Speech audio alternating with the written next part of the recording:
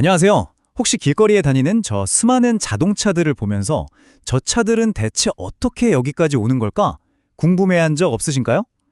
그 뒤에는요, 보이지 않는 곳에서 전 세계 자동차 산업의 혈관 역할을 하는 어마어마한 거인이 있습니다.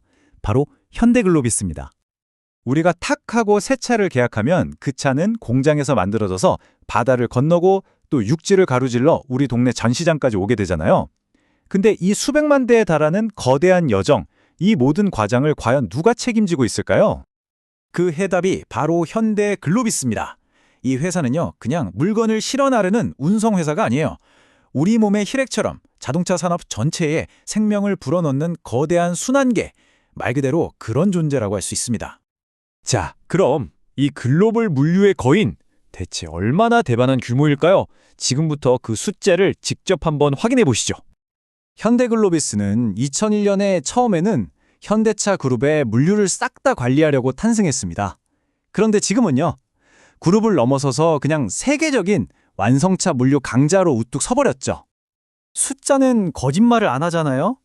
전 세계 바다를 누비는 배들의 규모는 글로벌 최상위권이고요. 27개국에 퍼져 있는 147개의 거점은 지구를 덮는 그물망이나 마찬가지입니다. 매년 340만 대의 자동차를 실어 나르고 최근에는 매출이 약 29조 6천억 원, 사상 최대 실적을 찍었습니다. 이게 어느 정도냐면요, 웬만한 대기업 전체 매출보다도 큰 규모예요. 어마어마하죠? 자, 그런데 이 매출 구조를 뜯어보면 이게 또 아주 흥미롭습니다. 가장 큰 덩치는 부품 유통 사업, 그러니까 CKD인데요. 사실 회사의 진짜 이익을 만들어내는 알짜 사업은 바로 물류와 해운입니다.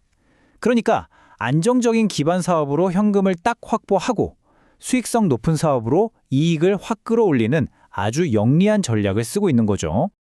하지만 이렇게 잘 나가는 거대 기업이라고 해서 마냥 순풍에 돛단 듯 순항만 하는 건 아닙니다. 당연히 그렇겠죠. 그 화려한 이면에는요, 아주 상당한 외부 리스크들이 항상 도사리고 있습니다. 이게 바로 현대글로비스의 가장 큰 강점이자 어떻게 보면 또 약점이라고 할 수 있는 캡티브 마켓 문제입니다. 쉽게 말해서 현대기아라는 든든한 집안 식구 덕분에 안정적인 일감은 보장되죠. 하지만 바로 그 때문에 경쟁사들은 나머지 시장, 그러니까 집 밖의 손님들을 차지하려고 정말 필사적으로 달려들고 있습니다. 보이지 않는 시장 쟁탈전이 벌어지고 있는 거예요. 그리고 이게 또 하나의 거대한 보전입니다. 전 세계에 총첩하게 짜인 네트워크는 분명 엄청난 강점이지만 단 하나의 나라, 미국의 정책이 딱 바뀌는 것만으로 연간 최대 2천억 원이라는 막대한 비용이 추가될 수 있는 거죠. 이게 바로 글로벌 기업이라면 피할 수 없는 그런 숙명 같은 지정학적 리스크를 아주 단적으로 보여주는 예시입니다. 자, 그럼 현대글로비스는 이런 도전에 그냥 손 놓고 구경만 하고 있을까요? 천만에요. 미래를 내다보면서 아주 발빠르게 움직이고 있습니다. 강력한 동맹군을 만들면서 말이죠. 이 타임라인을 한번 보세요. 행보가 정말 숨가쁘죠? 중국의 전기차 거인 BYD와 손을 잡고요. SK, 한국전력과는 미래 에너지인 수소 시장을 함께 준비합니다. 동시에 부산 신항의 거점을 확보하고 핵심 고객인 기아와는 대규모 장기 계약으로 관계를 더 단단히 했죠. 전기차, 친환경 에너지, 핵심 인프라까지 미래를 향한 포석이 정말 체계적으로 아주 명확하게 보이지 않나요? 하지만요, 현대글로비스가 준비한 가장 중요한 미래 전략은 우리가 예상하는 것과는 조금 다른 곳에 있습니다. 일종의 하이테크 비밀병기라고 할까요? 우리가 지금까지 계속 거대한 배, 넓은 네트워크 이런 얘기를 했잖아요.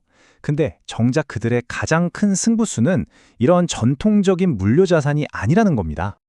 네, 바로 이겁니다. 물류 산업의 판도를 바꿀 게임 체인저. 바로 자동화의 미래에 모든 걸 걸고 있는 거죠. 그리고 그 중심에 바로 이 회사가 있습니다.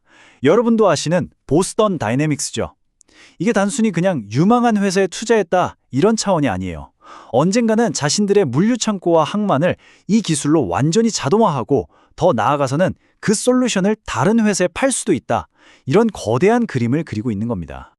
현대글로비스가 보유한 보스턴 다이내믹스 지분이 바로 이 정도입니다.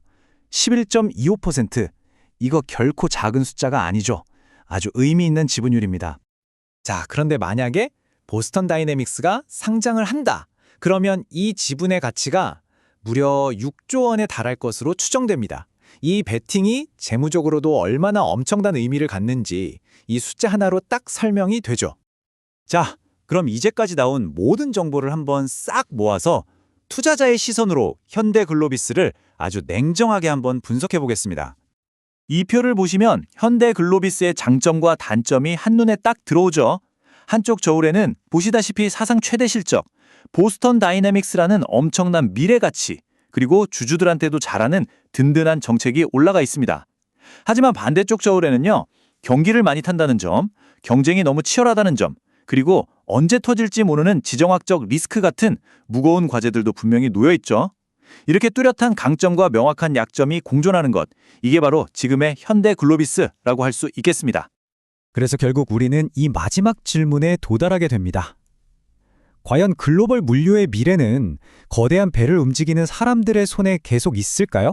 아니면 창고와 항만을 지배할 로봇의 것이 될까요?